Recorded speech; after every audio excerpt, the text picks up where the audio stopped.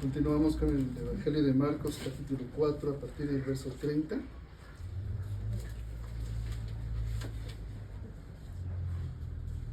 Decía también: ¿a qué haremos semejante el reino de Dios? ¿O con qué parábola lo compararemos? Es como el grano de mostaza que cuando se siembra en tierra es la más pequeña de todas las semillas que hay en la tierra. Pero después de sembrado crece y se hace la mayor de todas las hortalizas y echa grandes ramas, de tal manera que las aves del cielo pueden morar bajo su sombra. Con muchas parábolas como estas, les hablaba la palabra conforme a lo que podían oír. Y sin parábolas no les hablaba, aunque a sus discípulos en particular les declaraba todo. Hasta ahí. Así que ya hemos visto varias parábolas y vimos la parábola del sembrador. También nos habló de la parábola de el hombre que echa semilla en la tierra, y ahora dice una tercera parábola: ¿a qué haremos semejante el reino de Dios? Y el Señor se quedó pensando, porque aquí en la tierra no está el reino de Dios establecido. Entonces, ¿a qué se puede hacer semejante? ¿A qué se parece el reino de Dios? Dios quiso establecer su reino primero, gobernando sobre Israel mismo. Ustedes recordarán que Él les dio la tierra prometida y Dios mismo gobernaba. Había dado la ley a través de Moisés y gobernaba a través de jueces. De hecho, hubo hasta una mujer una jueza. Pero Dios mismo gobernaba y no quisieron tener un rey. No quisieron a Dios como rey. Entonces, cuando no quisieron a Dios como rey, porque Él mismo les daba la tierra que fluía leche y miel, Él mismo los dirigía, Él mismo a través de los jueces juzgaba la vida de cada persona, y no quisieron. Ellos querían un rey como las demás naciones. Les advirtió: sí, pero ¿sabes lo que hacen los reyes de este mundo? Bueno, gobiernan con imperio, con potestad, y van a tomar lo mejor de tus hijos, a los más nobles, a los más hábiles, a los más inteligentes, a los más fuertes para su ejército. Y va a tomar a los más sabios para construir palacios. Y va a tomar de tus hijas también, para tenerlas como sus mujeres y que les sirvan en los palacios. Y va a tomar de ti tributos para que Él viva semejante a los reyes. ¿Y qué dijo la gente? ¿Qué dijo Israel? No importa, queremos un rey. Y lloró el profeta Samuel. Y él dice, ¿el Señor qué dijo? No te han desechado a ti, me han desechado a mí, para que no seas rey sobre ellos. Quiero que se den cuenta de esto, hermanos, porque cuando el Señor estuvo pensando ¿a qué haremos semejante el reino de Dios? Pues Israel iba a ser el ejemplo del reinado de Dios aquí en la tierra. Y no es que Dios haya fallado, no, es que Dios conoce la naturaleza humana y lo usó como un ejemplo para nosotros cuando llegara la plenitud de los tiempos. Y entonces, el primer rey que Dios puso, ¿qué hizo? Fracasó. Se comportó como cualquiera de los reyes del mundo y lo desechó el Señor Dios. Y ahí nos enseñó que Él se formaría un rey conforme a su corazón. Y vino el rey David y lo ungió rey. Pero no fue a gobernar inmediatamente de ser ungido rey. Fue perseguido a muerte 17 años. A muerte, ¿eh? Tanto así que en esos 17 años tuvo que andar huyendo por las cavernas, dice, como dice el Salmo, huyendo por las cavernas de la tierra, en los montes. Muchas veces fue asaeteado por el propio rey y su habilidad lo hizo quedar clavado en la pared. Tuvo que hacerse el loco en tierra de filisteos, escurriendo saliva por la barba y gritando y escribiendo en las puertas. Eso es una figura del cristiano también, ¿eh? Es una figura de Cristo. Es una figura, porque ya estaba ungido como rey, pero fue perseguido a muerte y tuvo que andar en harapos, pareciendo un loco, huyendo en cavernas y también peleando físicamente, hasta que fue entronizado como rey. Y a él se le dio la promesa que un heredero de él se sentaría en su trono para siempre y juzgaría a todas las naciones. Dice, pero si tus hijos no obedecen, los castigaré también, conforme a sus propias obras. Y hablando en síntesis, vemos que la historia de los reyes de Israel fue una historia de rebelión. Fueron excepcionales, no más con los dedos de una mano, menos de los dedos de una mano, los reyes que en Israel fueron fieles a Dios. Y todo eso es figura para nosotros. Por eso el Señor está diciendo, dice, ¿a qué haremos semejante el reino de Dios? Porque los reyes que habían gobernado Israel, si bien contenían en David la promesa de un rey que se sentaría en el trono para siempre, fracasaron. Es más, fueron enemigos de Dios. Entonces, ¿qué tenían los que estaban escuchando a Jesús para comprender a qué haremos semejante el reino de Dios? Puesto que los reyes que Dios estableció no fueron fieles en su inmensa mayoría, pero quedaron algunos, 2 o 3 ejemplos. David, su hijo Salomón no es un ejemplo, porque empezó bien pero terminó mal. Y algunos 1 o 2 o 3 reyes más. Y así pasaron cientos de años. 1500 años, de hecho. 1000 años. Más correctamente, porque David empezó en el año 1000. 1000 años de reinados, los que fracasaron los reyes y fracasó Israel.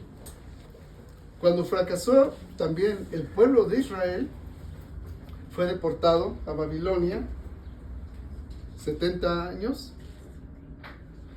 vivieron la destrucción del templo de Salomón, y al regresar, Dios siguió enviando profetas. Pero, ¿qué le pasó a estos profetas? Todos fueron perseguidos, todos murieron violentamente. El Señor Jesús dijo, ¿a qué profeta no persiguieron sus padres? Entonces, dense cuenta que cuando el Señor está pensando y está diciendo, ¿a qué haremos semejante el reino de Dios? Solo Dios en su sabiduría podía establecernos una parábola, porque los judíos que estaban escuchándolo decían, bueno, pues hasta este momento el reino de Dios no está establecido. De hecho, hasta este momento el Imperio Romano gobierna sobre Israel, y aunque Israel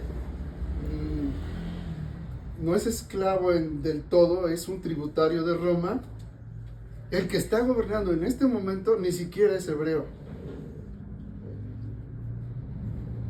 Es un idumeo. Era Herodes.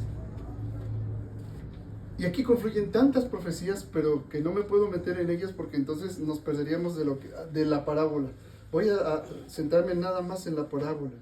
Dice, entonces yo quiero que vean ustedes todo esto.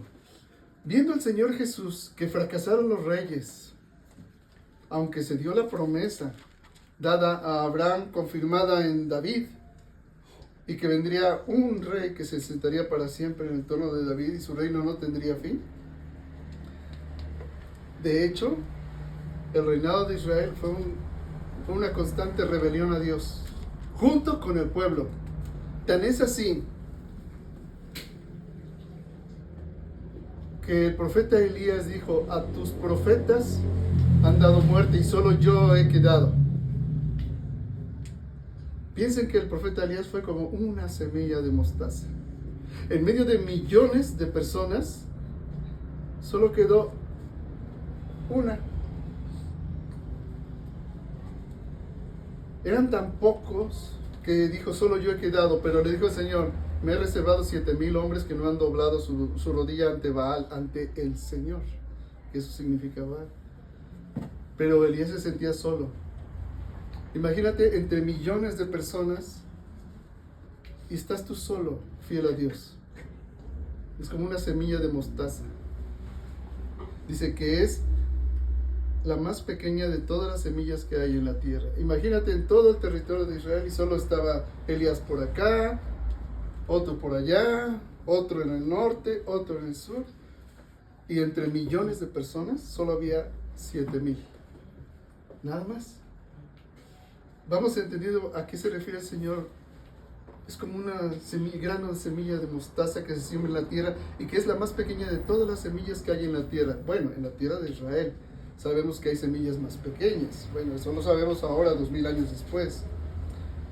Pero en la tierra de Israel era la más pequeña de las semillas. Así es el reino de Dios. Ahora, con la mostaza el Señor hizo una comparación y dijo: si tuvieran fe, aunque fuera como una semilla de mostaza. ¿Y a qué les remite a ustedes cuando dice eso? Una semilla de mostaza. O sea, una fe pequeñita. Bueno, imagínate a Elías y a esos 7,000 en medio de millones. ¿Qué es? Comparativamente hablando, nada. Pero esa semilla de mostaza es perfecta, porque tiene en sí misma la perfección del reino. ¿Qué hizo Elías? Dio muerte a todos los profetas de Baal, a todos les dio muerte. Ungió a Jehú como rey de Israel. Vio que Eliseo recibió una doble unción y fue arrebatado al cielo. Esa es la perfección de una semilla de mostaza. Fíjense en esto, porque a veces nos quedamos solamente en, o sea que si tengo una fe chiquita, no. La mostaza representa al remanente fiel, que tiene una fe perfecta y obediente. Así es el reino de Dios. Así que no importa que en Israel sean millones o que todos los reyes hayan fracasado, aún David, que era un hombre conforme al corazón de Dios, falló.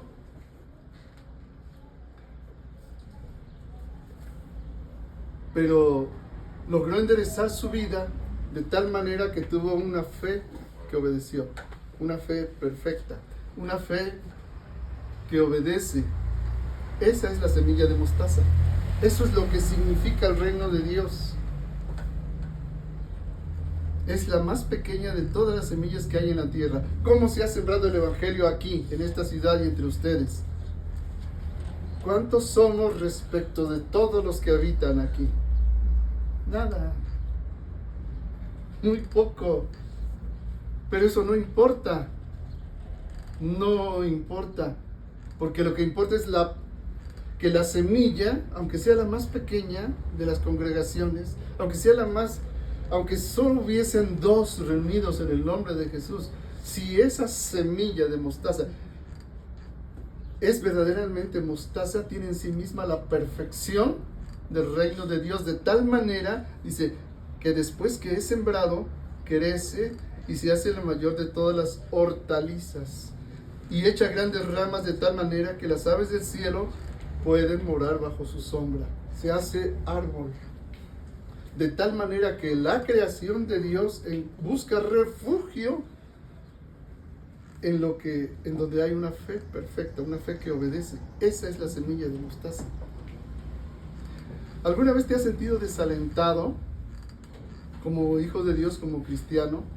Has nacido de lo alto, fuiste sellado con el don del Espíritu Santo, vives la vida de Dios, pero llegas a decir, pues, ¿de qué me sirve?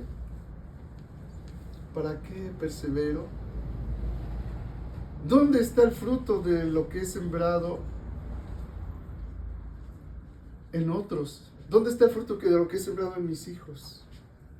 No se ve. Algunos andan bien atarantados, otros son bien rebeldes, otros ya no quieren saber nada de Dios, y por más que les digas nada, solo yo he quedado. Es como Elías. Solo yo he quedado. Pero es que vemos esto con una perspectiva de temporalidad, es decir, nosotros estamos en un tiempo lineal. Y como el labrador siembra la semilla y espera pacientemente ver el fruto, nosotros quisiéramos que aquello que hemos sembrado, ver que nace, que se hace plántula, que se hace pequeña hierba, luego que crece y queremos ver el fruto. Pero el reino de Dios, si tú piensas en todo lo que te he dicho, no se mueve con criterios de temporalidad, sino con criterios de fe y obediencia. Elías dijo, solo yo he quedado. No, me he reservado 7,000 que no han doblado su rodilla ante Baal. Porque el reino de Dios no es comida ni bebida, sino justicia en Cristo y paz, la paz que sobrepasa todo entendimiento, y gozo en el Espíritu Santo. ¿Y qué tuvo Elías? Eso. Porque después de haber huido 40 días y 40 noches y desear morir, porque dijo, yo solo he quedado, el Señor, ¿qué le dio a Elías? Después de esos 40 días y 40 noches en que lo único que dijo, mátame ya, no soy mejor que mis padres. Muchos cristianos han llegado a eso, a ese punto. El desaliento cuando su esfuerzo, no solo ya del que ha hecho con su familia o con la congregación, sino su esfuerzo personal, se siente agotado. ¿Qué hizo el Señor? Le llevó pan y le llevó agua. Y cuando le llevó pan y agua, le dio descanso, dice, porque Elías se durmió. Comió la comida que Dios le había dado, comió y se volvió a dormir. Estaba en una profunda depresión, no solo en tristeza, estaba en una depresión profunda. Pero ¿qué hizo Dios? Le volvió a dar, vino un ángel, despertó y le volvió a dar y le dijo, Elías, come y bebe, porque mucho camino te queda. Y esa es la vida de cada uno de nosotros. Porque el Señor nos lo dijo con toda claridad, que seguirle a Él te cuesta tomar tu cruz cada día y seguirle. Y llega el momento en que ya no puedes cargar la cruz. Como Jesús, caes 3 veces. Y no, el Señor cayó, pero físicamente, Él no en pecado, pero tú sí. Caes en pecado, o caes en desaliento, o caes en la certeza de tu fe.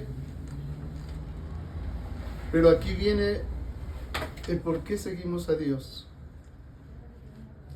Porque el reino de Dios que sembró Él en ti como una semilla de mostaza fue el sello del Espíritu Santo en ti.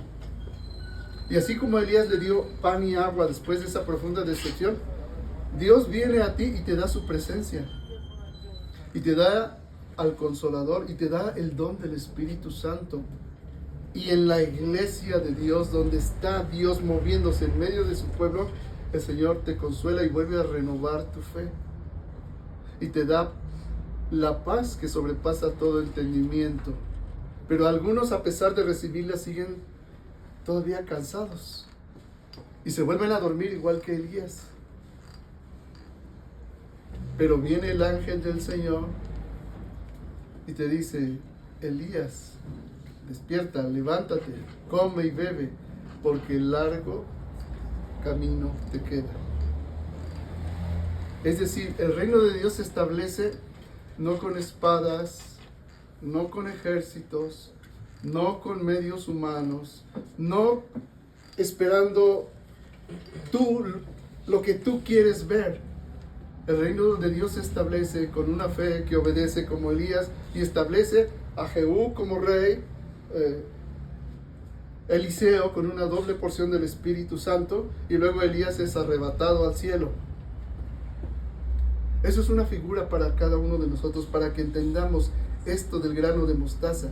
Si tuvieras fe como un grano de mostaza, es decir, si recibes el reino de Dios de manera correcta, perfecta, como Él lo establece, va a llegar el momento en que ese grano que es nada, va a crecer, y sin que tú sepas cómo, como lo dijo en el verso anterior, en el verso 28, porque de suyo lleva fruto la tierra, tú eres esa tierra. Dice, primero hierba, luego espiga, después grano lleno de espiga, y cuando el fruto está maduro, enseguida se mete la hoz, porque la siega ha llegado. Elías fue cegado por Dios cuando fue arrebatado del cielo, y es figura de nosotros. Todavía no has sido cegado, porque el propósito de Dios tiene que cumplirse en ti. Pero no pienses tal vez que tú lo veas. Te lo voy a dar como un ejemplo. Ha habido predicadores que se han sentido fracasados y frustrados porque llegaron a nuestro país y vivieron toda una vida y no vieron prácticamente nada. No vieron conversiones, no vieron iglesias que crecieran. Su congregación siempre se permaneció chiquitita, poquita, 10 personas. Y regresaron a sus países de origen. Les estoy hablando de cosas reales, no son cuentos. Pasadas las décadas, pasados los 40 años, ya personas casi de 80, de repente se encuentran aparentemente por casualidad en un supermercado en Estados Unidos y ve a uno que fue su discípulo y se abrazan con mucha alegría y ¿cómo es posible que nos encontráramos? Y empieza a llorar el anciano. Él le dice, ¿sabes qué? Mi vida fue un fracaso. Fue un fracaso total. Porque di mi vida completa yendo a las misiones a este lugar, en esta congregación, acá y allá y allá, y nunca vi nada. Nunca vi nada. Él le dice este cristiano que se encontró con él, pero no es así. Dice, en cambio, dice, tú, dice, tienes una gran bendición, tienes 200 congregaciones en muchos países y yo no pude hacer nada. Y le dice, no, te equivocas. Te equivocas. Esas 200 congregaciones que hay ahí son el fruto de tu trabajo y de tu entrega. Porque esas congregaciones no estarían si tú no hubieras sembrado el reino de Dios en mi vida. Tenemos que aprender a ver, no con criterios de temporalidad, sino con los criterios del reino de Dios. A mí gente me ha dicho, eres un talento desperdiciado, fracasado.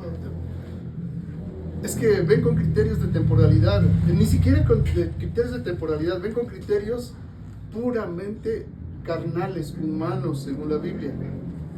Pero ¿cómo sabes? Yo, ¿cómo sé que de aquí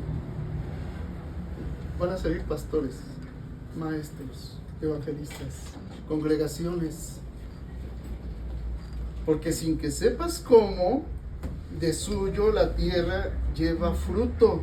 Primero hierba, luego espiga, después grano lleno de espiga. ¿Qué es esta congregación? Y cuando el fruto está maduro, enseguida se mete la hoz, porque la siega ha llegado. Dios me ha de cegar a mí cuando haya cumplido su propósito. Y así eres tú, y así es en tu vida, y así es con tus hijos. Y así es esta congregación. Porque estamos haciendo las cosas conforme a la palabra de Dios. Por eso vamos verso por verso, para poder entender lo que es la palabra. Estamos sembrando y haciendo tesoros para el reino, no para la tierra. Porque si yo me empezara a pensar con criterios de la tierra, hace mucho tiempo que habríamos cambiado aquí las estrategias. Pero no. ¿A qué haremos semejante al reino de Dios? Es como un grano de mostaza que cuando se siembra en tierra es la más pequeña de todas las semillas que hay en la tierra, pero después de sembrado crece y se hace la mayor de todas las hortalizas y echa grandes ramas de tal manera que las aves del cielo pueden morar bajo su sombra. Ese misionero que había pensado que su vida fue inútil, pasó décadas insistiendo en ese grupo pequeño, sembrando el reino de Dios. Y aquellos que se dejaron sembrar, dejaron que en ellos se sembrara la buena semilla, Dios les dio la posibilidad de multiplicarse, de tal manera que se hizo un grande árbol y aún las aves del cielo fueron a morar bajo su sombra de esas congregaciones. Esa es nuestra vida, hermanos, como cristianos. Pablo el apóstol lo dijo. Dice, Pablo sembró, Apolo regó, pero el crecimiento lo da Dios. Y eso es mirar con criterios de eternidad. Eso es entender en qué consiste la semilla de mostaza. Pero vean, se siembra la palabra de Dios. No se siembran métodos humanos. No se siembran evangelios falsos. El evangelio de Dios se siembra y en donde hay buena tierra, inevitablemente de suyo lleva fruto. Inevitablemente. El Señor Jesús se los dijo a los apóstoles: ustedes están recogiendo lo que otros han sembrado. ¿Quiénes fueron esos otros, hermanos? Los profetas que Dios envió a lo largo de los milenios, desde Abraham, pasando por Isaías, Jeremías, Ezequiel, Daniel, Oseas, Miqueas, Habacuc, Abdías, Zacarías, todos los profetas mayores y menores. Los apóstoles, llegada la plenitud del tiempo, recogieron lo que otros sembraron. Esos otros, si tú los cuentas con los millones que fueron durante 2000 años, ¿qué son? Semillitas de mostaza, granos dispersos en medio de un inmenso campo que es nada. Y sin embargo, ahí es donde floreció el reino de Dios. Y llegada la plenitud de los tiempos, ellos recogieron lo que otros sembraron. ¿Me voy explicando, hermano? Puede parecer que tu vida es estéril como cristiano. Puede parecer que no pasa nada. Nadie lo ve. No lo ve ni siquiera el pastor. Pero Dios lo ve. A veces solo tú y Dios lo sabe. Porque hermanos, solo Dios sabe cuán íntimo tú eres con Dios. Solo Dios lo sabe. Cuán íntimo o cuán rebelde. Está porque también está. Pero el punto aquí está que la semilla de mostaza es la palabra de Dios viva, sembrada. No es la religiosidad, no es el legalismo, no es el ritualismo, sino es en espíritu y en verdad. Y es Dios el que la hace crecer sin que sepas cómo, de día y de noche. Esto significa que todo lo bueno que te pasa en la vida y todo lo malo que te pasa en la vida está en el propósito de Dios, aunque no parezca. ¿Cómo lo sabes? Bueno, si tú estás en obediencia, en una fe que obedece, absolutamente con certeza todo lo malo que te pasa está bajo el control de Dios y tiene un propósito más allá de lo que tú puedas ver. Porque tú puedes ver el árbol que está sin fruto, y dices, no, pues no pasa nada, lo estoy abonando, la tierra la estoy aflojando, ablandando para que dé fruto, y no ves nada. Bueno, pero Dios ve el bosque entero y Él ve cómo está. Uno está haciendo un canal para que venga el río y los canales irrieguen ese árbol y dé fruto, y otro está por allá trayendo el abono, y otro está por allá sembrando más árboles para que la tierra sea fecunda. Pero tú no lo ves. Tú ves que todo está mal, a pesar de ser cristiano. Pero si eres fiel y eres obediente, y en ti está la paz que sobrepasa todo entendimiento, aún todo lo malo que te está sucediendo, sin que tú sepas cómo, de día y de noche, va a ir madurando y creciendo hasta nacer, crecer y dar fruto. Ese es el significado de la parábola de la semilla de mostaza. Ya no veas tu vida con criterios de temporalidad o terrenales, o que nadie lo ve, o quién lo sabe. Si tú estás en una fe que obedece a Dios, Dios lo sabe. Y que sin que tú sepas, de día y de noche, el reino de Dios va creciendo, va creciendo. Y un día dará fruto. Y cuando haya dado fruto, Dios hará la cosecha. Te va a cosechar. Y te va a decir, bien hecho, siervo fiel, pasa al gozo de tu Señor. Eso será el día en que tú mueras y seas llamado por Dios, o el día en que Él venga por la iglesia. Como quiera que sea, eso es. ¿Se dan cuenta en la sencillez de la parábola, la profundidad de todo lo que hay? Los miles de años de enseñanza que Dios trata de resumir en una sencilla parábola de una mostaza. Así que lo que Dios ha sembrado en ti es un tesoro. Valora ese tesoro. Valora lo que Dios ha puesto en ti. ¿Qué ha puesto en ti? Su Santo Espíritu. ¿Valoras ese tesoro? No pienses con criterios de temporalidad, esperando ver el fruto, porque a veces, yo les decía el otro día en la clase del jueves, por ejemplo, la justicia. A veces quieres ver la justicia y que Dios haga justicia en este mundo. Y yo les decía de Lázaro. Lázaro jamás vio justicia en este mundo. Probablemente nunca la veas. Pero el día de la cosecha, entonces lo verás. El día de la cosecha. Aunque no lo veas en este mundo.